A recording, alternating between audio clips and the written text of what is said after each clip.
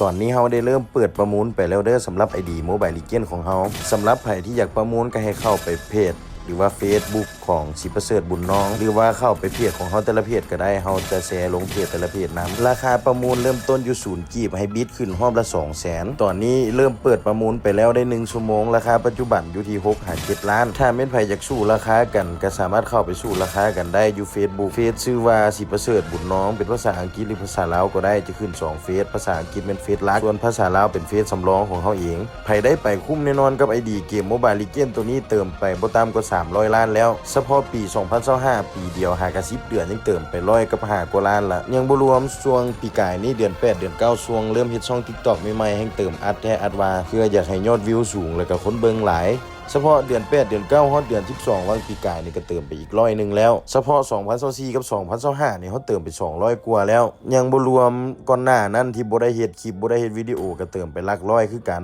รวมๆแล้วก็ประมาณ300กว่าสกินต่างๆก็ตามในคลิปเลยลองเบิ่งตามในคลิปถ้าเบิ่งบ่ทันก็กดหยุดเอาสกินจะมีทั้งหมด840สกินแล้วก็ตัวละคร130ตัวครบเบิดเลย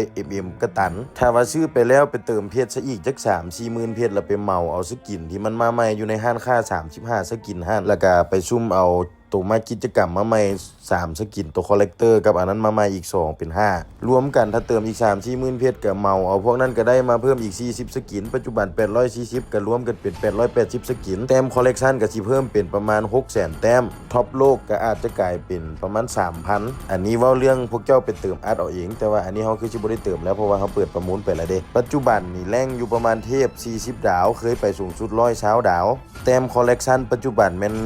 570,000 แต้มตัวละคร130สกิน840ตามที่แจ้งไปเลยสกินมีหลายกรอบอีหยังต่างๆกรอบวาบอีหยังต่างๆก็มีหลายเช่นกันใครได้ไปถือว่าคุ้มลิ้นมา 8-9 ปีสกิน800กว่าเติมไปบ่ต่ำกว่า300ล้านคันตีเป็นเงินบาทก็ประมาณ 500,000 บาทหรือว่า 400,000 กว่าบาทนี่แหละถ้าเป็นเล่นเงินตะกี้ยังสูงกว่านี้อีกสามารถพากันไปประมูลได้อาจจะได้ในราคา10-20 ล้านหรือ20-30 ล้านก็เป็นได้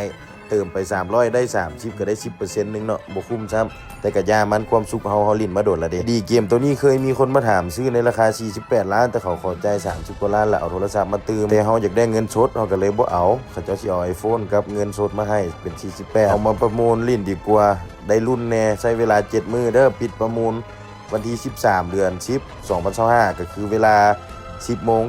ก็เป็นมื้อวันจันทร์อีกรอบนึงหั่นแหละเนาะแล้วก็อย่าลืมไปกดติดตามเพจเฮาทั้ง3เพจแรกเป็นมิสเตอร์บอสจำหน่ายคอมพิวเตอร์เป็นเพจประกอบคอมขายคอมแล้วก็รับแปลงคอมอนามัยคอมลงวินโดว์อีหยังต่างๆรับเฮ็ดหมดเพจคอมเฮามิสเตอร์บอสจำหน่ายคอมพิวเตอร์แล้วก็เพจต่อมาจะเป็นเพจ BSPJ Shop ขายอุปกรณ์ของเล่นเด็กน้อยขายขนมขายลำโพงเด็กน้อยไมค์เด็กน้อยต่างๆแล้วก็เพจสุดท้ายจะเป็นมิสเตอร์บอสเกมเมอร์ก็คือไว้ลงคลิปเกมพวกแนวนี้แหละคล้ายๆคือลง TikTok นี่แหละแล้วก็เฟซหลักเป็นภาษาอังกฤษสิประเสริฐบุญน้องเป็นภาษาอังกฤษเฟซสำรองเป็นสิประเสริฐบุญน้องภาษาลาวคลิปนี้บ่ได้เติมอีหยังให้เบิ่งทั้งนั้นมาให้เบิ่งรายละเอียดต่างๆภายใน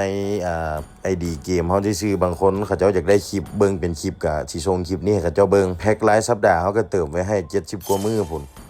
แสงดาวอีหยังเฮาก็เติมเอาทุกเดือนมีครบเบิดละแสงดาวอีหยังก็ได้สำหรับเฮาบ่มีปิดด่วนหรือบ่มีปิดอีหยังทั้งนั้นเด้อฮอดเวลาเฮาจึงปิดผู้ใดให้ยอดสูงสุดภายในใกล้ปิดเวลาหรือว่าปิดเวลาไปแล้วให้สูงสุดกับผู้นั้นเป็นคนได้ไป10 โมงของวันจันทร์หน้าเด้อ